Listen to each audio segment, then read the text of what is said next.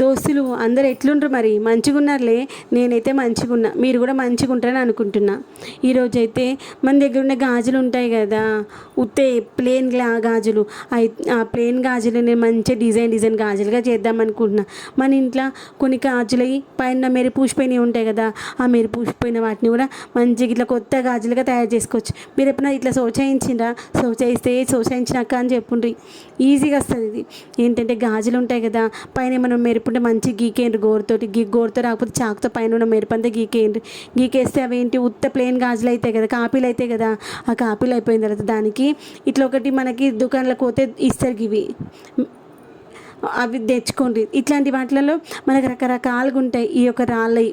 నేనైతే ఈ రాళ్ళదని 2 వరుసలు దొరుకుతాయి, ఆ 2 వరుసలు నేను ఒక్కొక్క వరుస కత్తిరించుకుంటున్నాను. మన గాజు ఎంత ఉందో అంత కొలత తీసుకొని కత్తిరించుకున్న తర్వాత దానికి గమ్ము పెట్టుండ్రి. ఈ గమ్ము అంటే పిల్లలు పుస్తకాలు పెట్టుకునే గమ్ము అనుకునేరు.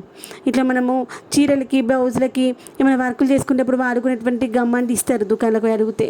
ఆ గమ్ము తీసుకొచ్చి గాజు చుట్టూ పెట్టుండ్రు మంచిగా. అట్లా చుట్టూ పెట్టిన తర్వాత చేతి మళ్ళీ మధ్యలో ఆనియకండి. మధ్యలో ఆనిచ్చినంటే మళ్ళీ అదంతా గాజుకి అంటుకోదు, మన చేతికి అంటుకుంటుంది. మళ్ళీ అంటించినది అతికిచ్చింది మళ్ళీ అతుక్కోదు, అలా ఊసిపోతుంది. అందుకని మంచిగా 2 వేలు పెట్టేసి గాజులు మంచిగా మధ్యలో పట్టుకొని అటు ఇటు తిప్పుకొని మంచిగా గాజు చుట్టూ ఈ గమ్మ అంటించుకోండి.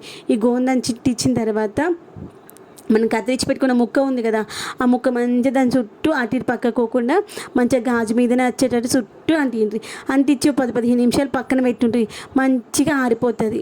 అట్లే మనకి ఎన్ని గాజులు కావాలో అన్ని గాజులకి ఫస్ట్ ఏంటంటే కొలత చూసుకొని కత్తిరించుకోండి. ఎక్కువ తక్కువలు అయితే మళ్ళీ మంచిగా ఉండదు కదా, ఎక్కువైతే మిగిలిపోయి వేస్ట్ పాడైపోతుంది. తక్కువైంది అనుకోండి మళ్ళీ అంటించుకోవాల్సి వస్తుంది. అందుకని అట్లా ఎక్కువ తక్కువ కాకుండా ఫస్ట్ కరెక్ట్గా చూసుకొని కొలత తీసుకొని కత్తిరించుకొని ఇట్లా అన్నీ తయారు చేసుకున్నాం అనుకో, మన మధ్యలో కాపీలు వేసుకున్న అటోటి కొనలకి ఈ గాజులు వేసుకున్నాం అనుకో మంచిగా ఉంటుంది. ఇవే గాజులు బయట అయితే 100-150 రూపాయలు పెడితే డజన్ వస్తాయి. డజన్ కూడా రావు, అర్ధ డజనే వస్తాయి. అదే మనం ఇంట్లో వేసుకున్నాం అనుకో, ఇది మీటర్ ఎంత 20 రూపాయలు 30 రూపాయలు ఉంటుంది, 30 రూపాయలేమో అనుకుంటా. ఆ మీటర్ తెచ్చుకుంటే మస్తు గాజులు అవుతాయి దోస్తులు. మంచిగా ఉంది కదా ఆలోచన, మీకు నచ్చిందా? నచ్చితే మీరు కూడా చేసుకోండి. సూర్యుడు ఎంత మంచిగా మెరుస్తున్నాయో ఇట్లా మంచిగా. ఇప్పుడు నా చేతులకు ఉన్నాయి చూడండి గ్రీన్ గాజులు, ఆకుపచ్చ గాజులు, అట్లా ప్లేన్ ఆకుపచ్చ గాజులైనా లేకపోతే మధ్యలో ఏమైనా గాజులు ఉంటే ఆ గాజులు వేసుకుని ఈ గాజులు వేసుకుంటే మంచిగా ఉంటాయి. లేకపోతే ఇంకేమైనా మంచి మెరుపుల గాజులు వాటి మధ్యలో వేసుకుని మంచిగా ఉంటాయి దోస్తులు. నచ్చిందా ముచ్చట? నచ్చితే లైక్ చేయండి, షేర్ చేయండి.